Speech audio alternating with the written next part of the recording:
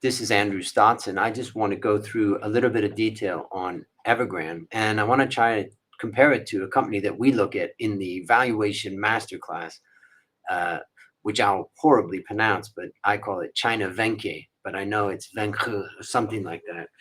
And that's a Chinese real estate company that I want to just compare a little bit to Evergrande. In the Valuation Masterclass Bootcamp and in the Valuation Masterclass, we're constantly going through and looking at companies' financials and comparing them as well as valuing the companies. In this session right now, what I'm going to be doing is valuing not valuing the company, but looking at the financials of the company. So let's go and look at the financials of the real estate sector first in a little bit more detail. So I'm going to share this presentation. I just want to highlight, this is a research that I do in the Valuation Masterclass, and it's about all the companies in the world. Well, not all of them, but 13,900 of them, which you'll see at the bottom of this diagram. That 13,973 is a number of companies I have in my database I use for my analysis, but also for my own teaching. So let's look at it a little bit. First thing, for all companies in the world, we have a gross profit margin of 28%, EBIT margin of 9%, and a net profit margin of 5.2. Now, this is over, as you'll see in the top of this, over the last 3 years. I figured it's better to look at the last 3 years for the real estate sector just because of what's going on in China. Now, let's now look at the next one. This was all companies and all sectors, but this one is real estate only. How many companies are in it? 524 real estate companies worldwide. And what do we see with the real estate companies? Gross profit margin is about in line, and the EBIT margin is 2 times what a typical company earns. Now, this has to do with the structures of the balance sheet and the P&L of real estate companies. Also, keeping in mind there's 2 main types of real estate companies. One is the type that you would call a REIT, a real estate investment trust, and then another one is an actual real estate company that's building product that it's selling, which is mainly condos and buildings. But here we can see at the bottom, the net profit margin of the real estate sector here is double the overall global sector. Now, what about China? So here we can see the China, all real estate companies. Now, of course, that's not all real estate companies in China, but it's 112 real estate companies in China that we've got in this database. And basically, in this data set, which we use in the Valuation Masterclass, what you can see is that the property companies in China are just a little bit lower on net margin, not a major emergency. So now I'm going to change my view, and I'm going to look at some companies here. And the first one I'm going to look at is Evergrande, and the second one I'm looking at is China Vanke. And here we can see in this data. Now, this is the files that we use in the Valuation Masterclass. And basically, I just want to highlight a couple quick things. The first thing is that these companies are producing interim results, meaning not quarterly, but every 6 months. So I can highlight those yellow ones, and that's every 6 months that we can see there. And we can see also every 6 months on China Vanke, which is the one on the right. Now, I'm going to undo that so we don't get distracted by that. And what we can see is that when we compare the revenue in the latest quarter compared to the latest 6 months compared to the prior one, it's down a bit for Evergrande, and it's actually up for China Vanke. So that's the first thing that I want to highlight by looking at this. But there's a couple of other quick things to look at. The first thing that's kind of interesting here is that China Vanke, I'm going to highlight this again in yellow, Evergrande, you can see has already gone into loss, and that's as of June of 2021. And here, if we look at the other side of that, That's earnings after taxes, right? So if we look at earnings after taxes for China Vanke, what we'll see is that it's come down a bit, but actually not down that much. Now, this is an important point of seasonality that you want to be careful about. Property companies and many companies have seasonality. So you don't necessarily want to compare the current period against the prior. You want to compare year on year. And then the other thing that you'll notice about Evergrande here is that there's some item that's keeping it positive here. Otherwise, it would be a negative item. I don't know what that is right now. I haven't looked into that, but you can see that if we look at China Vanke, we'll see that actually their profitability is pretty good given this challenge. Now let's just look at a couple of other quick things on here in the value model. This is the model we use in the Valuation Master Class. So the first thing that we can see is though the total assets of these two companies, actually Evergrande is bigger than China Vanke, but we can also see that the level of cash that Evergrande has compared to the level of cash, well, China Vanke has already got double the amount of cash.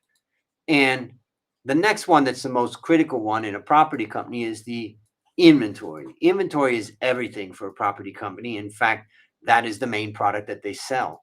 And here we can see that the inventory is massive. This is, let's say, 1.4 trillion Chinese yuan. And here we can see that it's about 1 trillion here at China Vanke. So a lot bigger amount of inventory, and it continues to rise, whereas we can see at China Vanke, it's been kind of flat. A couple of other things to note here, we can see the amount of overdrafts. This is a key one, and the amount of long-term debt. If we add those two up together, what we can see is that the value is about almost 600,000. Now let's look at the same items here, and what we can see is that if we add the two of them up, we're going to see that the debt level is about 300,000. So about half. China Vanke has about half the level of debt as China Evergrande. And so that's a lot less debt, and that's a significant item. So now I'm going to move into a couple of other quick things. I think that I'm just going to go straight to some ratios so that we can look at the situation of these two companies. And basically what we can see when we look at these companies in a little bit more detail, I like to look for property companies as the working capital management, meaning basically the inventory days. That's the thing that really matters most to me. And that's basically how long it takes for them to move from starting to construct a project to selling it. And then we have collections after that, receivables, collections. And then basically we have a total cash conversion cycle. And so the cash conversion cycle for China Evergrande has been, let's say on average, it's been about 800. But for China Vanke, well, it's been about 500. Now, you have to be careful. There is some seasonality in this number, but generally what we can see is that it's got a lot lower amount of inventory on its books. Now, I do want to focus on something interesting here, and that is the liabilities to assets. We can see that about more than 80. Now, you can also see that this has been falling for the China Vanke. And in fact, what's happening is the Chinese government is trying to push these guys to start to reduce their debt. And here we can see that reduction happening in China Vanke. And what about here? We can see with Evergrande, they're trying to reduce it, but it's not coming down as fast. But here's the next thing that I like to look at, which is net debt to equity. So let's look at what's happening with net debt to equity at China Evergrande. And we can see net debt to equity was 4.5, and now it's down to 2.6. That's not bad. Let's look at China Vanke, and we can see that net debt to equity has always been below 1. That's a very conservatively run business, you could say, particularly when it comes to the property sector.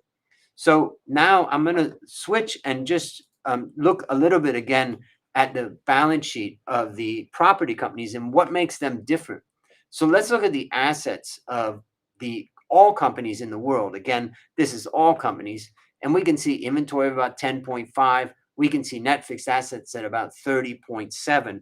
And here, what we can see is when we look at all property companies around the world, the big thing that we can see is a huge inventory increase. And we can see also a very significant decrease in net fixed assets. Basically, property companies don't have net fixed assets except for their headquarters and branches and stuff. But generally, they are manufacturing. Their product is the inventory, which is a condo or another type of building. So let's look at Chinese real estate companies, and we can see that actually 50% of the balance sheet is in inventory. That's a very high level, and the amount of net fixed assets is tiny. So why I want to show you this is that what I teach, for instance, in the Valuation Master Class, is the idea of understanding the structure of the balance sheet of an industry before you start to look at a particular company.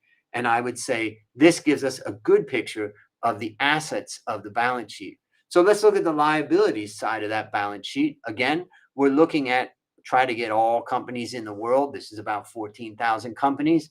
Now let's look at other current liabilities. Now, normally we don't even look at this number, other current liabilities, but here we're going to talk about it in more detail. The other thing we'll look at is total equity. You can see total equity is almost 40%. So what do real estate companies look like?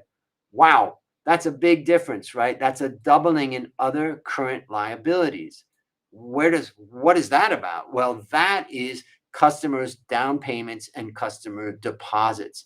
This is where these companies are financed to some extent. Let's say 29% of their total assets are financed by their customers. This is what makes, and I think I'm going to highlight here that this is what makes a property company very different from a typical company. With a property company, as we just saw, the average property company is seeing about 30% of its assets financed by its customers, meaning all of the people who make down payments. Now, if you think about it, most companies finance themselves with a bank and maybe with bonds if they can. But in this case, these guys are financing themselves from many individual buyers. So this also raises the issue. Many people ask the question about what's going to happen to the property market in China and overall economy, the banking system. It could all collapse. On the one hand, you have a strong argument that property demand could slow. These property companies could become financially crippled, and that could also change the sentiment. When people are losing on their property, they may not spend as much. And ultimately, you have a story of a collapsing Chinese economy. But if we look at it at another way, you could say, well, the Chinese government knows that they have millions of people who have put down payments on condos and buildings and all that, and they don't want that to disappear. And they don't want people to feel like their wealth is disappearing. So they have to figure out a way to try to prop that up. And I probably come more from that camp, having witnessed China propping up a lot of things, that it could be that Evergrande actually does not completely collapse the economy. But that's a decision that, we each have to make ourselves as we look at it. For right now, I'm going to say that I don't think the property sector is going to absolutely destroy the Chinese economy. Now, let's go back to what we were looking at, because I want to finish up by looking at the balance sheet of, in this case, the Chinese real estate companies. And what do we find? We find that, in fact, for the Chinese real estate companies, it's not 28.5% of assets that are financed by other current liabilities, meaning the customers. It's actually 36.7. Now, we can also see the total equity went from about 40 down to 27 for just the average globally, but now it's down to about 20. So in other words, Chinese companies are financing their assets 20% from equity. And that is really where there's a lot of risk there in the Chinese companies. So I'm going to switch over for a minute to see if we have any questions. So let me do that right now, and let's just see if we have any questions. If you have any questions, feel free to ask. So Avi says, hi, there's Avi. Nice to see you. Are the reports kosher or were they cooked? Now that is funny, Avi. I suspect that all countries around the world have cookbooks, and Chinese companies probably are no different. I expect that, plenty of them are trying to prop things up, particularly right now. I mean, times are really, really tough. And so what happens when times are tough? Honest people tell you the truth. Dishonest people manipulate the story. All right, another question from Michael. Dr. DeFi Roberts, even a government-owned shipbuilder just filed for bankruptcy. Yeah, I think this is an interesting one, Michael, because what it's telling us is that the Chinese government is allowing companies. I think the Chinese government is going to allow Evergrande to collapse. And what does that mean? The equity holders are going to lose. Now it's a little bit different when the government is an equity holder, but I suspect that they're gonna allow Evergrande to fall. Now think about the U.S. Sometimes they say too big to fail, and then the U.S. government comes in and bails them out. My expectation is that in the case of China, they're going to let Evergrande fail. And what they're going to do is they're either going to take the assets of Evergrande and distribute them amongst their competitors, or they're going to take the assets of Evergrande and bring them on the government's bad bank or bad asset company and bring them in and then distribute them again to the companies that are competing with Evergrande. But of course, if everybody's financial position gets worse, it gets harder and harder. Now, Michael also said many other property companies are in default. There are many that are in default, but there's also some that are strong. You've seen China Vanke is relatively strong. So here is a chance for the strong to survive. And it's going to be an interesting one. Now, I have to admit that right now, my portfolio recommendations have been overweight the commodity space. And that commodity space basically is partially driven on the Chinese economy doing relatively well. So let's hope that that works. Anyways, that's my discussion about Evergrande and China Vanke, and also you get to see a little bit about what we teach in the Valuation Master Class Boot Camp, as well as understand the models and the data that we use in that. Feel free to leave any message or comment, and I will do my best to try to answer it.